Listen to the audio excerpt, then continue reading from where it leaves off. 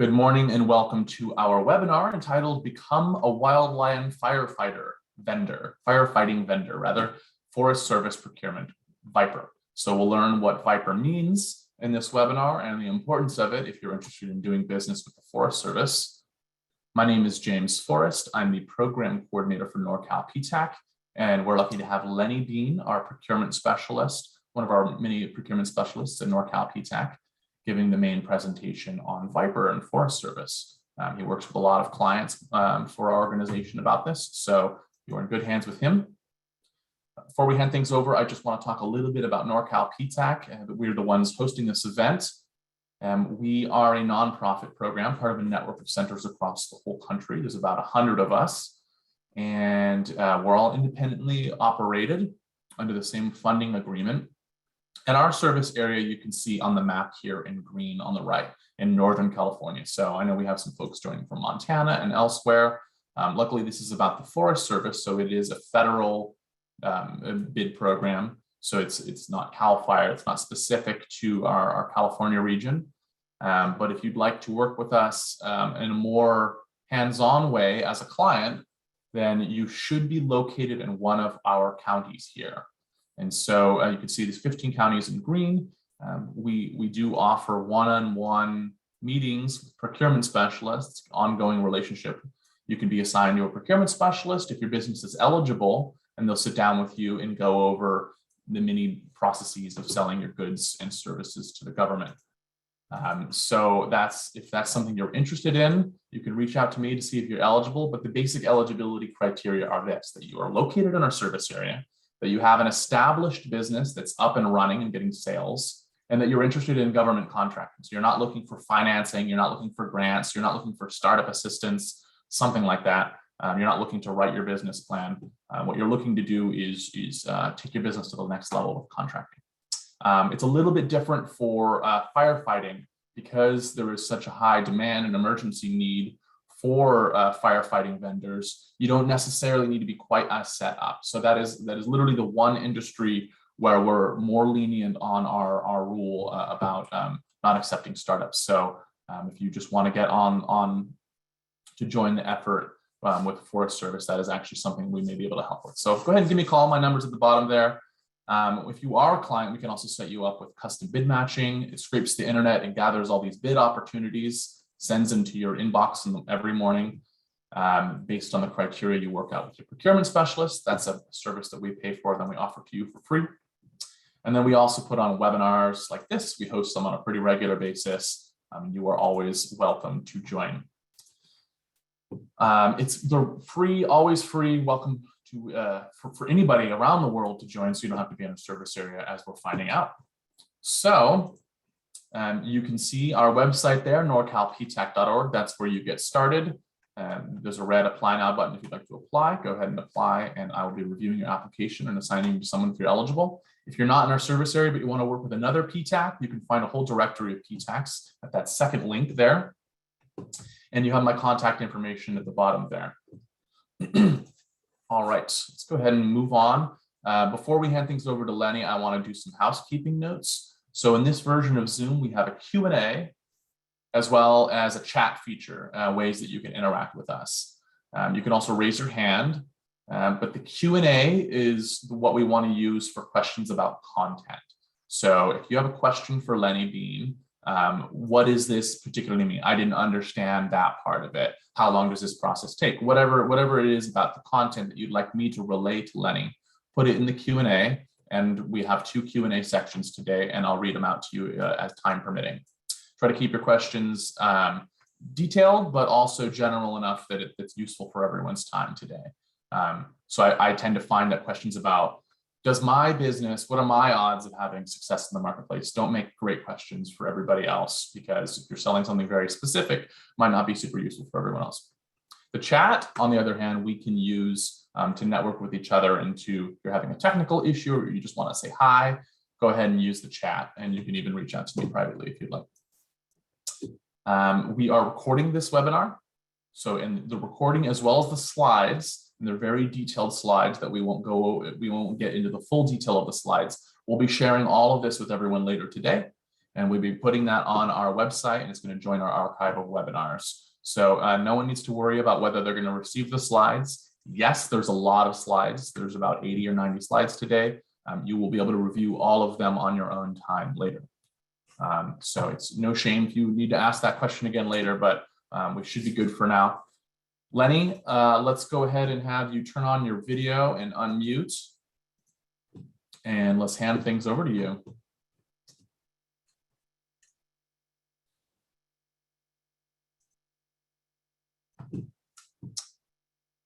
I think they're having some technical issues here.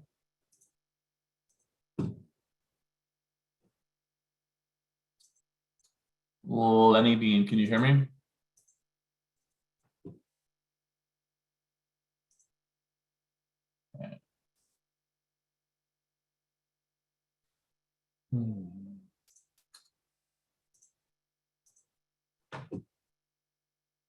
There we go. All right. All right. All right, take it away, Lenny. Everyone, this is Leonard Bean, or Lenny Bean, and he's one of our excellent procurement specialists, our longest tenured procurement specialist at Norcal PTACs. So you're in great hands with him, so take it away. And it looks like you're muted.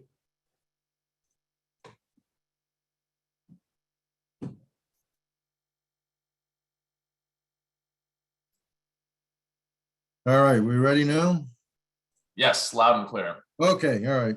All right. Apologize, technology is great when it works. So welcome everyone. This is focused on the Forest Service, and obviously all of the things necessary for the Forest Service to fight a lot of those forest fires. Pretty rough year this past year. And so there's a program that's been put together called VIPR, and we'll get into that. Make sure that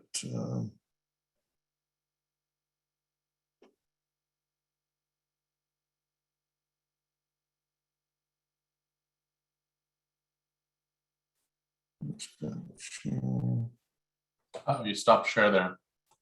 yeah, I know, because I had to couldn't move the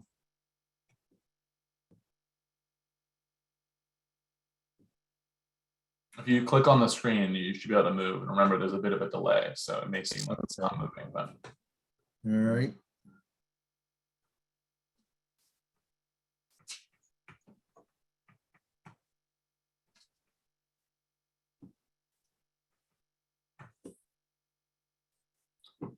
If you click on it, use your arrow keys. All right, we're good. All right.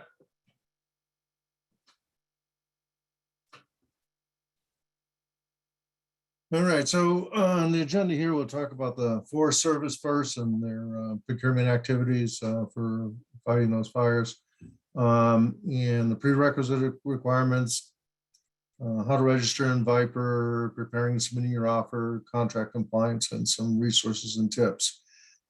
Because of the amount of information here, as James said, will be available on our website to download.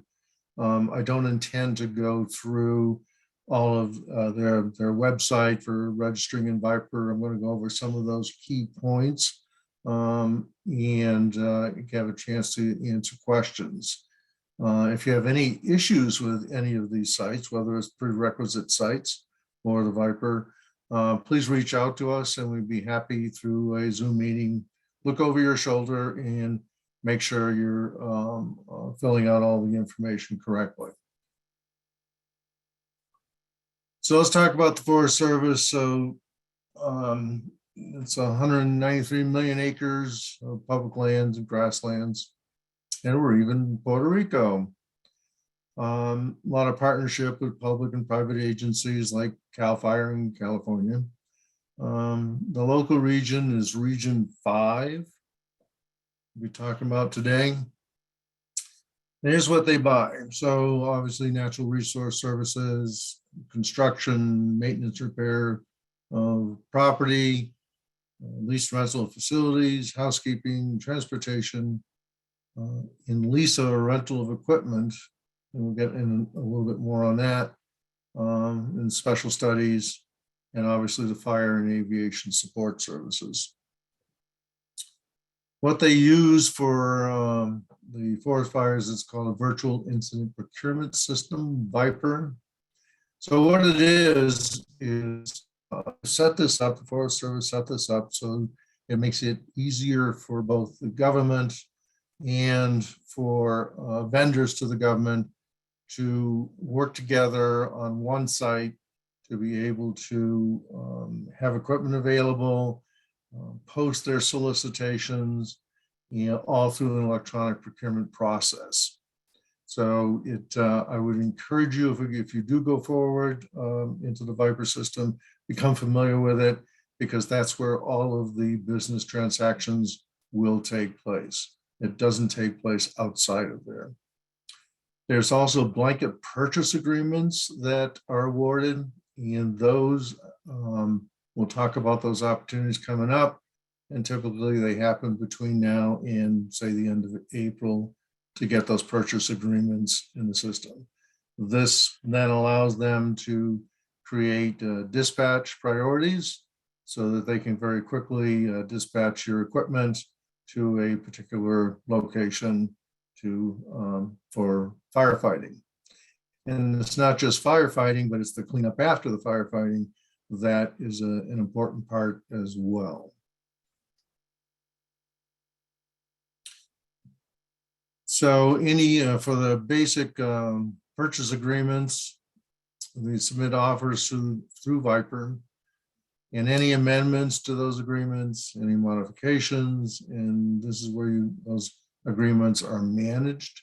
So for example, you may get additional equipment you want to use, and you want to update your VIPR system so that your agreements can be updated to include that additional equipment, or if you're taking equipment off. So any solicitation will cover 3, 5, 6, and 10 regions. You can see there that includes Hawaii. California specifically is region 5, and you would be specifying what regions you would support when you do your registration. So for fiscal year 2022, right now they're looking for clerical support, heavy equipment with water. That includes the pumper cat, the skid line, soft track, refrigerated trailer, water handling equipment, weed washing unit, ambulance, and EMTs and paramedics. So those are the current solicitations for the basic purchase agreements. And next 2 pages here, you can see the FY 2022, which we just talked about, and then you can look at the out years all the way out to 2029 of what they currently are projecting, what their needs are going to be to add or replace what's on their basic purchase agreements. So this is important to look at, particularly if you are kind of investigating doing something like this and signing up, and take a look at this and see whether or not in the future that it makes sense maybe to set it up for another year, or look at what equipment you would need to go obtain or have in order to support them throughout the out years. And obviously this changes frequently. So this is the rest of the forecast, and you can see the number of solicitations per year. So to see the regional ones, we're talking about region 5, and then obviously the local solicitations. So you can see the solicitations, some of them will be national, and then some of them will be just in one particular region. And this information is typically posted on our website when it gets updated, but it would definitely be in the VIPR website. So prerequisites. Have an active email account. This may sound, very simple. But when I say active email account, I would recommend you have an email account set up for this that you are checking frequently. To have your personal email account is okay, but when things get hot and heavy and there's lots of things going on, and you may or may not be looking at your personal email account a lot, it would be important to have a company email account set up to receive any information from the VIPR group. Have an active SAM registration. And if you don't know what SAM is, it's the System for Award Management. And that is where you register to do business with the federal government for service and everything else having to do with the federal government. Have to have that done. Very, very important. And make sure if you already have a registration or you're going to have a registration, make sure it's accurate. If you are unsure, please reach out to us. Be happy to make sure your SAM registration is good. Because what you don't want to do is you register in VIPR and it ties to SAM and other systems. And if you do that and your SAM registration isn't accurate, now you got to go back and change SAM and change the VIPR system. So it's going to be the SAM registration is a core ingredient to this. Make sure it's accurate. Make sure the point of contacts in there are accurate. The business name, emails, etc. The next step would an active USDA level 2 e-authentication account. This is something I believe they started last year or the year before. So to create an account, go to their Department of Agriculture website and just click through, create that account, register for level 2 access. And this is all of this is required in order to be able to access the VIPR system. You cannot access the VIPR system without having an account. So again, I'm going to, as I said before, I'll go fairly quickly through this, and because this information will be available. Part of the process is identity verification at the end of setting up your eAuth account. So they'll want you to verify your identity. In prior years, you had to actually go to option 2 there and have an in-person identity verification at a USDA Service Center office. That's still valuable. You can still do that if you so choose. However, they've added option 1, which is self-service online identity.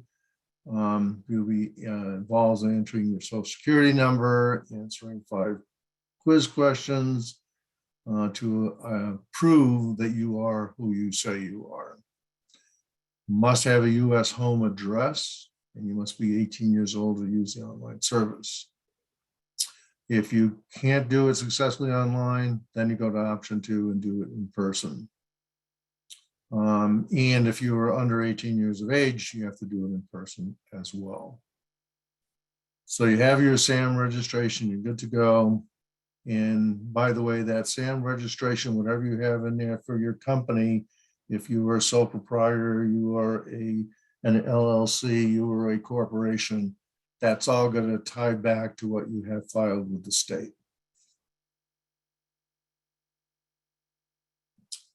So at this point, any questions out there at this point before we move on? Lenny, we have been getting some questions, but I've been able to answer them myself. I can just go over them. A lot of folks were wondering what R and R, RR, not R and R. We know what that means. RR means, and I believe it means that it's an ongoing solicitation cycle on that spreadsheet. So it's things that they're. Let's see. Kyle was wondering if there's no flying chipper solicitations, and I believe that it looks like chippers won't be solicited for the next 2 years. Does that look right? Yeah, that is correct based on what their forecast is, but that can change. Right. And if you do want to participate, I would still encourage you to register in the VIPR system and get that chipper added as a resource. And then a solicitation comes out where that resource is required, you can respond, because there are certain things that they think they have covered, but it's a dynamic environment, and so I would encourage you to do it if you're interested. And I didn't mention before, but that e-authentication, you have to access VIPR after you do the e-auth every 90 days, or you're going to have to reestablish your authentication. All right, great. This is a kind of specific question we might not know, but are there solicitations for fire hydrogel and water enhancers? What's the question? Are there solicitations for fire hydrogel or water enhancers? Hydrogel, and I'd have to investigate that. So Ali, with that question, feel free to email me at info@norcalptech.org with that question, and I'll route it to Lenny and we'll see what we can do. Thank you. Yeah, the other thing at the end of this presentation, I wasn't going to cover all of them. I may pull one of them up. In the last like 11 pages of this presentation is a list of all the equipment that they currently have and what the requirements are to add them as a resource. Vehicle identification numbers, weight, and all that information. And perhaps I'll pull up one of those slides next. All right. And Linda Denmark, which is a great name, by the way, is asking, how do you get a SAM account? I'll post a webinar that we've done on how to get registered in the system for award management, but that is a whole nother topic on its own. That's certainly something a PTAC counselor can help you with if you're in a jurisdiction of our PTAC or another PTAC, but we also have some resources to help you out. So I'll post a link to that. Steve is wondering, is a passenger van considered a transportation vehicle? I believe the answer is yes. Yes, so as well. And Eric, we might go over this soon, but how do we, Eric's asking, how do we find or add ourselves to other solicitations? We're in VIPR, but we don't see any solicitations. So other than Forest Service, I think what they're talking about, other than Forest Service for firefighting solicitations through VIPR, if you're looking at for other solicitations after you register in SAM, we have services that like Bidmaster goes out and searches for those opportunities for you. And again, it's a no-cost service for our clients. As part of our Procurement Assistance Center operation, we assist you in marketing your business as well and finding those opportunities to bid. All right, great. I think in the interest of time, let's keep things moving along. We're going to have more questions coming in, but all right. All right. Thanks everyone for staying engaged. Appreciate it. We'll have another Q&A at the end, so feel free to enter them as we go. Okay, so this is our little disclaimer because what we pulled this right from the VIPR vendor application rather than trying to duplicate what they've already done. So I'm not going to spend a lot of time here, but I want to just get through some of the points here when you're navigating through VIPR. So there's a whole list of things that they go over, how to do the registration, how to navigate, how to respond to a quote or solicitation, how to respond to a modification, and then all the resources that use the vendor application as of VIPR 14.0, which is the latest evolution of the VIPR system. So the vendor application is for vendors responding to solicitations or resolicitations for 2014 and beyond. So they started this back in 2014 and moved forward. You can log into the application. There's the link there, and view information and questions specific to the vendor application. Lots of assistance. And again, if you have issues and you get to this point, register for VIPR and add resources. Be happy to sign up as a client. Happy to look over your shoulder with a Zoom meeting and make sure you're checking all the right boxes. So registering in the vendor application, got to have a DUNS number. Be registered in SAM because it's going to connect. So for those of you who don't have a DUNS number, if you're an LLC or a corporation registered with the state, you should already have a DUNS number. But if you don't, for sole proprietors do not, we can call and get a DUNS number for you, or you can go online. So you enter that DUNS number, and once you enter that DUNS number, it's going to check to see if it matches up with SAM. If your DUNS number is not, if you haven't registered in SAM, then you're going to stop right here until you get your SAM registration done. And by the way, it takes 2 to 3 days before systems talk to systems. So you even like when you get a DUNS number, it takes a couple of days to talk to SAM. And then once you do your SAM registration, it takes about a week to get that approved. And then it'll take a couple of days once it's approved before you're able to go into the VIPR system and run this check. So give yourself some time and recognize that systems need time to talk to each other. So if you are already in the system, some of your company information will be already in there. And if there is any updates from your prior registration, it'll cue you to which ones need to be updated. So contact information, you can edit information there at any time, change your address in this example, but always make sure if there's any changes that you go back in and edit your registration.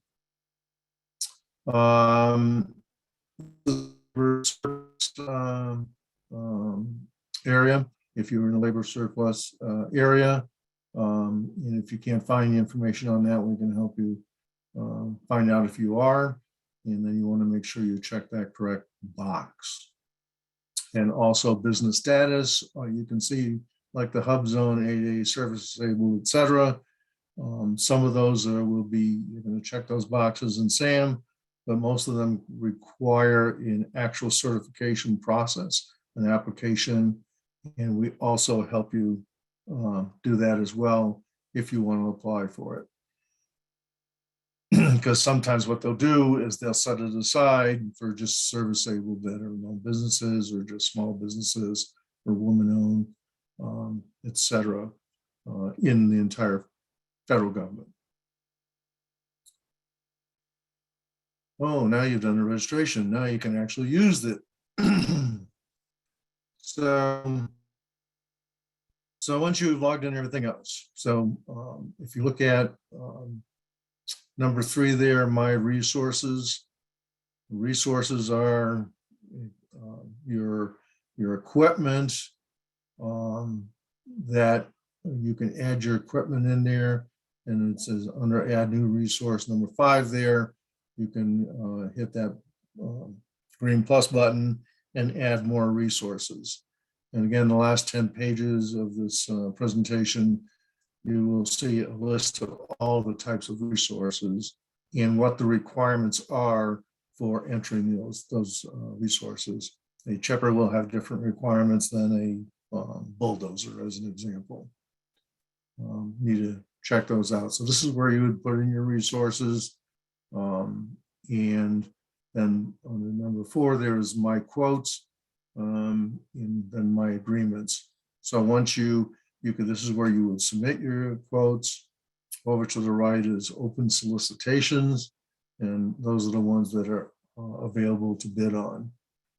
My agreements will be, capture your basic ordering agreements with the Forest Service, and so that it'll be in the system, so you don't, it's all in one place. You don't have to open your file cabinet to go find your contract agreement.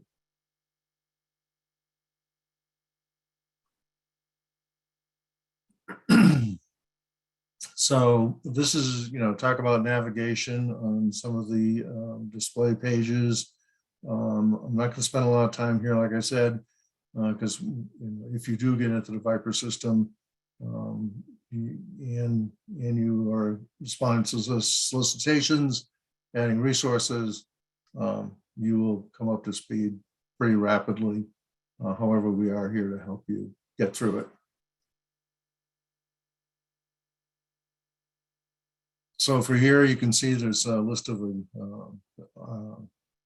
resources. This is my resources. And you can see the list of the resources that are listed there. Trucks, passenger vehicles came up.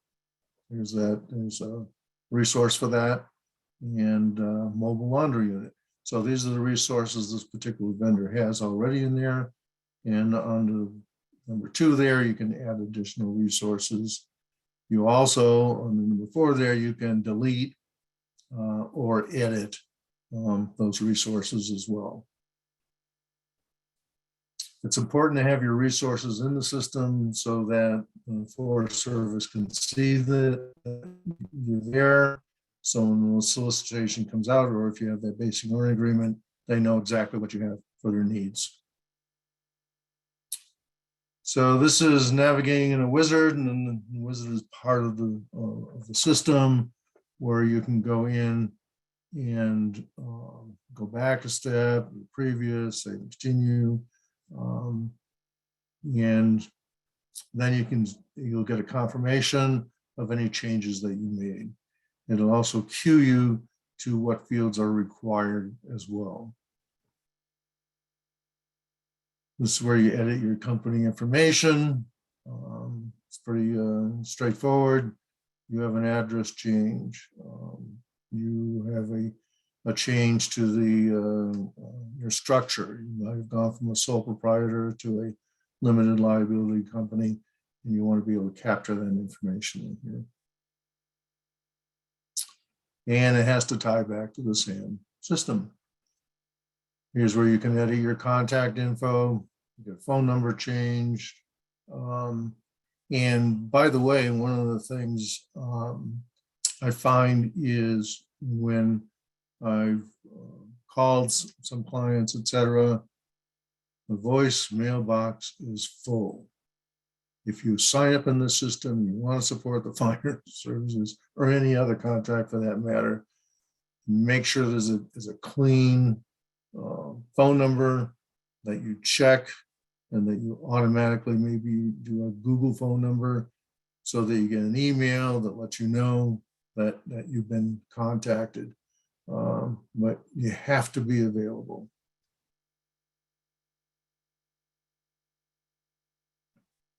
So you can edit your address, and it'll automatically be pre-populated with the address information in SAM, but if for some reason it changed, you can change it here, but I would definitely go back into importing it from SAM and clean up your SAM registration first.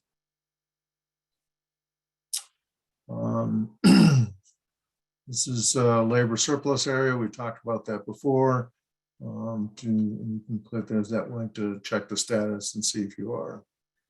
So this is, you finish editing, and this is where you can, and by the way, if you change, as it says, if you change any company information after you submit your quote, your changes will automatically be applied to your quote until the solicitation closes. So you don't have to go back and update your solicitation base, because it's all part of the same system. You've edited your information here, and your quote will automatically be updated until it's awarded. So your company page, so you've done a lot of connections and your personal information, and so this is your company information if it's different. So once you've completed the wizard, you take into this page. So let's move on to submitting a quote, and we will get some questions in later. This is a lot of information to consume, and please feel free to download this from our site. So make sure in order to submit for a solicitation, go back, make sure your information is correct. You don't want to have something that is not set up correctly. Have your resources entered into the vendor application. Now those resources, let's say it's a bulldozer. You can enter that into the vendor application when you initially set up your VIPR registration. However, you can also do it during the quote submittal process. So you don't have to have the resources in the system. I recommend you do, because it's already in there and it's described appropriately, and it makes it much easier for them to find you as well. So here's a list of the solicitations. And by the way, one of the things we help you with is reviewing solicitations to make sure you understand the requirements. Because typically all these solicitations are going to pull over the federal acquisition regulations. When you submitted your SAM registration, there's a list of them that apply to your business, and you will automatically have to comply with them. If you have any questions at all, please let us know. So I talked about the two options. You can add your resource information up front, or you can wait to submit a quote. I recommend you just keep it in there and keep your resources up to date so that they can see what you have as well. So this is the quote submittal wizard. We click on the open solicitations, and this is where you can actually complete the solicitation and submit it.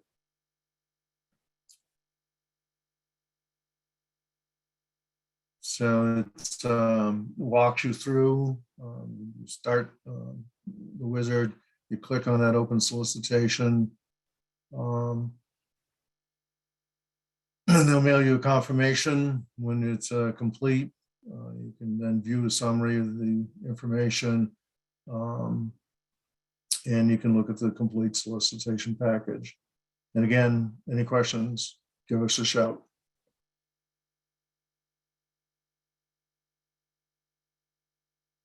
So you want to make sure you capture any amendments to the solicitation. Don't assume that there aren't any amendments, but check each time before you submit your quote. It's important to do that because they have been known to add amendments which either add regulation, optional equipment, additional years, or simply a change of when the quote is due. It moved it out. And you can actually look for those that are under protest. Protests are kind of a way of life in contracting. And so you want to know if there's anything currently under protest between a vendor and the government. One thing I should mention is under our grant rules, PTAC cannot assist you in a protest, is one thing we cannot do. So in here you can select your resources. So you see the drop-down list and where you put your resources in there. Whatever communication trailer, there's an example there that was a fuel tender. So you can just click on the resources that you're going to use to respond to this quotation. So that's another reason why I suggest that you get your resources in the system. It makes it much easier when you get ready to submit a quote. Okay.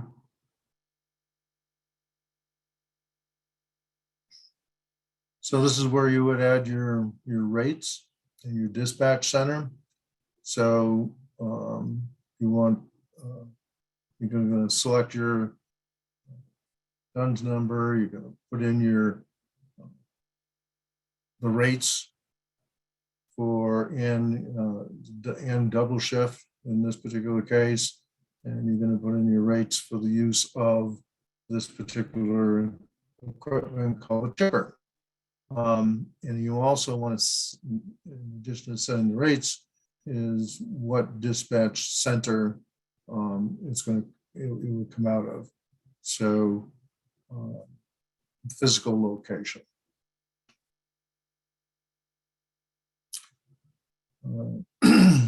So this is the review page. You've done all, you put your quote together, and now you have a chance now to review the information.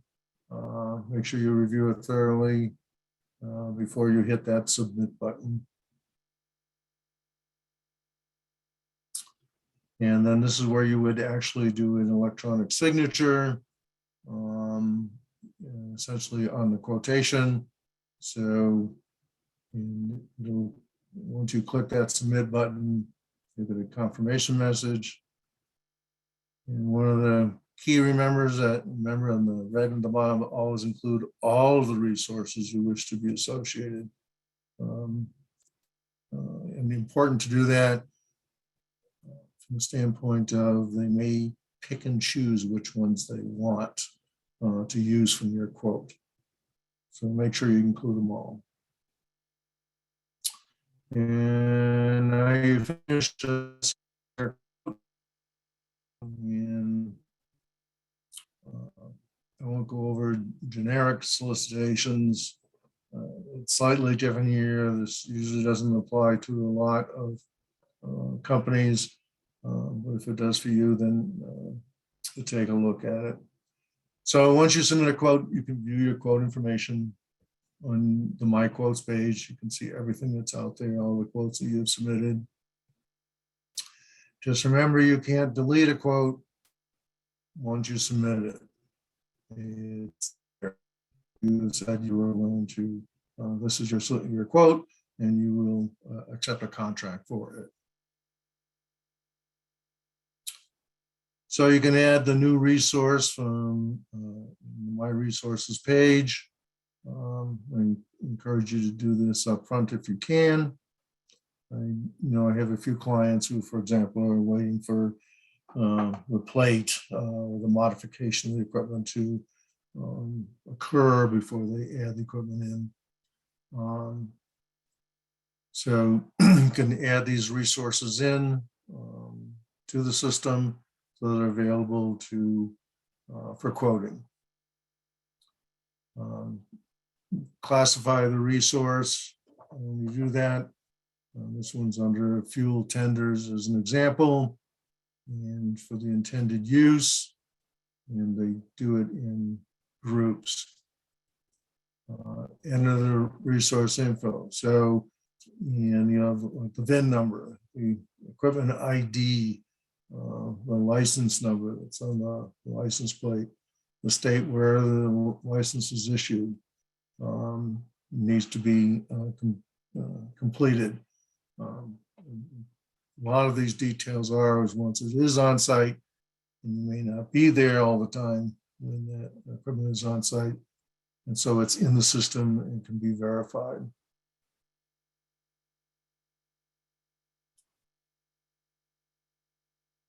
So if you don't have any existing resources, then you need to manually re-enter all the resource information. Each resource, again, must have a VIN, unique ID, or serial number. And anything with wheels has to have a VIN number.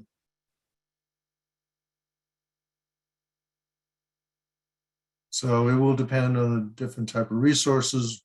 What is resource group select will depend on what the information they're going to need.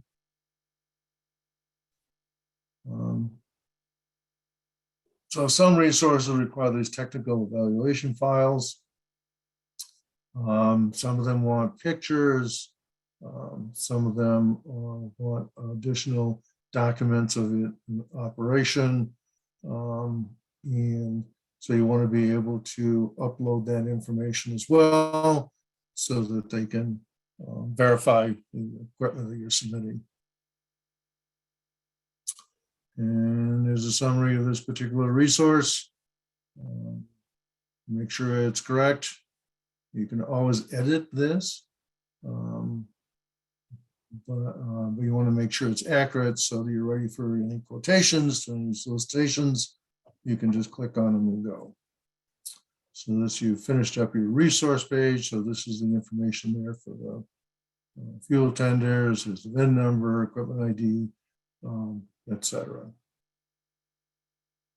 So now you can go back to my resources page and all of those resources will be listed there. Some more resource information. And you can edit a resource from my resources page. You can edit it. That is on a quote. You can go back and edit it before you submit that quotation.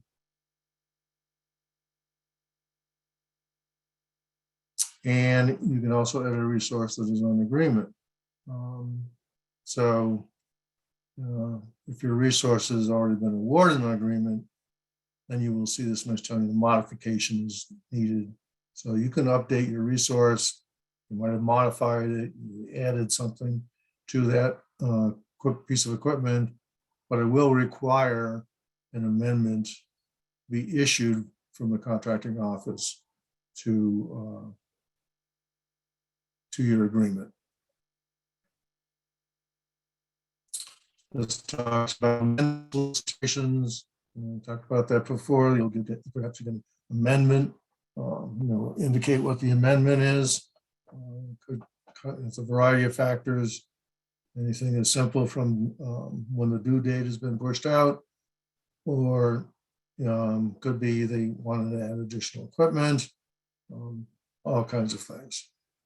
So, and there at the bottom, if there's something under protest, you can withdraw your bid.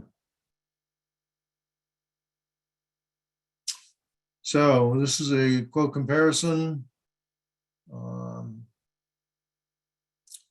It automatically pops up, shows all the details, so you can compare your previous quotes for similar items for resources. You can compare to what you did the last time. Good to know which ones were winners and which ones were losers, and so it provides a comparison so you can do a better job at submitting your quotation.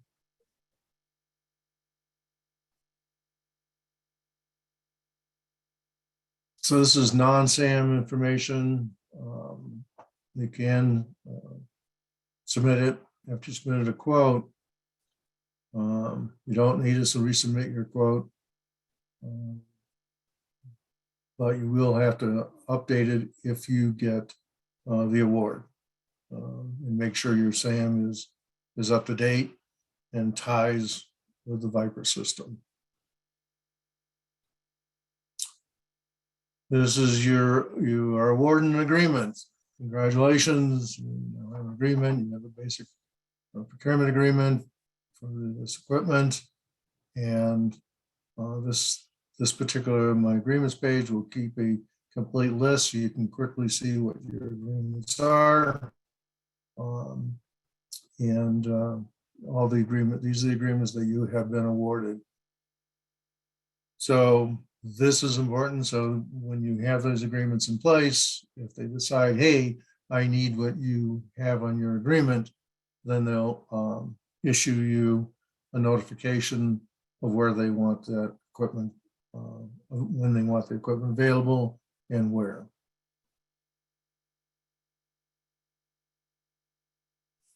We'll go through this.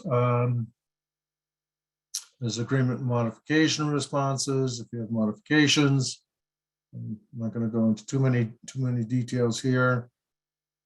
Don't want to use up too much of your time to responding to modifications. Again, if you need any assistance in how this is done, please let us know. So I'm going to go through. And just to note that all of these slides will be provided to everyone, so you can take a look at these. We didn't want to delete them and skip them because we want to give you this nice big package of resources all together. So you will be able to view these later and do your homework on your own time. Right. And really a lot of this is if you have already been at VIPR, you're familiar with. If you are new to VIPR, need to become familiar with all of this and how it works. But the good thing about it is it's all in one place that you can manage and the government can manage in support of firefighting efforts.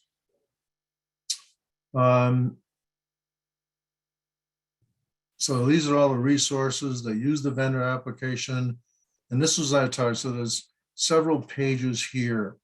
So this is the information in order to put it in as a resource. So for a chipper, you can see the information that you need to and the attributes that are required in order to be in the system. So it talks through everything from the chipper, the communications unit, dozers, engines, excavators, and all that information is here. So if you have some equipment you're looking at, take a look at these slides and get familiar with what they have. And, anything from a gray water truck to there's a helicopter platform, mobile laundry unit, what is required to add them as a resource in order to submit bids. So I'm going to quickly go to the end here. Go back one. So here are the links that are in here as well to the website, to log in to the VIPR application. They have online help. And again, we are here to help you as well. But here's all the sites to go to in one place. Authentication, VIPR help desk, etc. So at this point, do we have any more questions, James? We've got plenty of questions for you, Lenny. So, oh no. Oh no, it's the worst. An attentive audience, the curse. Okay, so let's dig right in. I just want to maybe real quick, Lenny, could you just go to the next slide? Oh, sure. I just want to, we're running out of time, but I do just want to mention that we have some, and just go ahead and load all right. We do have upcoming webinars we want you to be aware of now all the way through February. So do go to our website and take a look. 16th, 17th, 22nd, and 24th, all different topics. They're all at 10 a.m. They're all totally free and available to join for anybody. So take a look at those while we go over some questions. You can find them all on our website. Noah's asking, are VIPR contracts good for BLM, NPS, in addition to U.S. Forest Service? National Park System. I do not believe so. I think it's strictly for the Forest Service.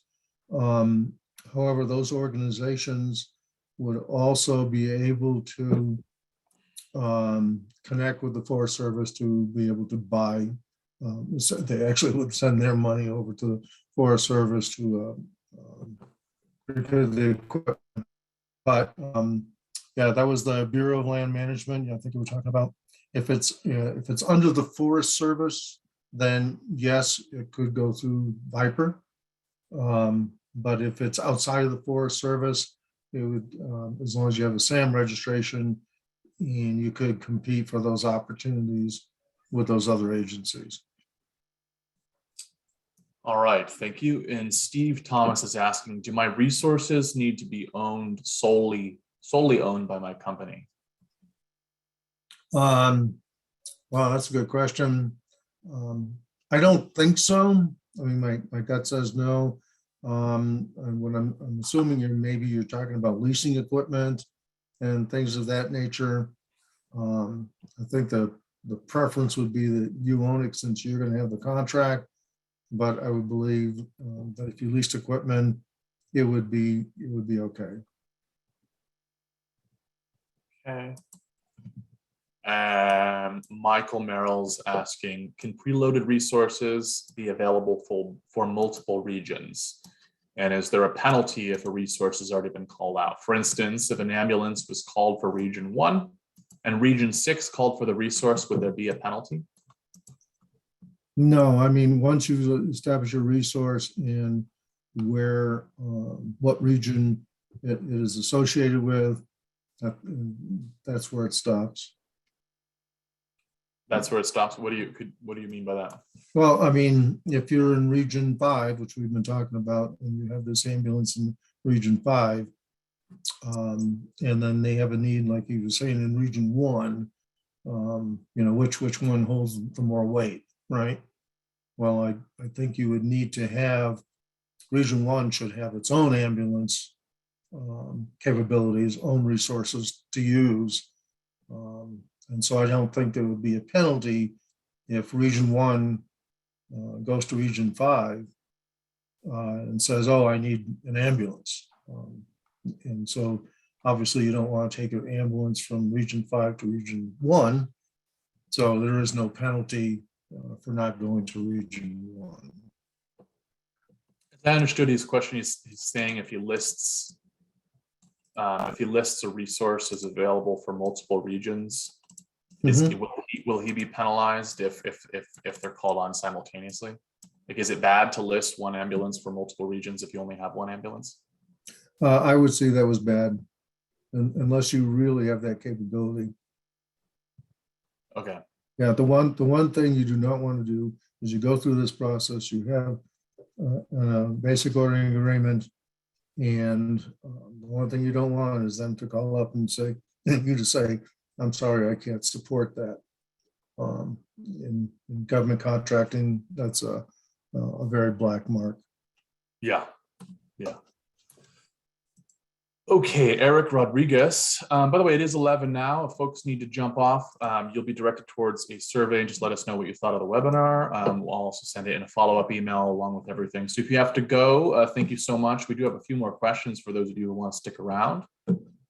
So that being said, Eric is asking, just to confirm, do our companies need to be invited to the solicitations that are showing up there, or do we need to seek them out? I think, well, it goes both ways. If you have your resources in the system, a lot of times they will reach out to you with the solicitations through the system. And if it's for any resources that you have, you will automatically they'll send you the solicitation to let you know that it's available to bid on. And on the other hand, what I also recommend is, for example, we have our bid match system, and as a client of ours, we can set you up with keywords. So we make sure that you get those solicitations as well, because it searches sam.gov where the solicitations are posted as well.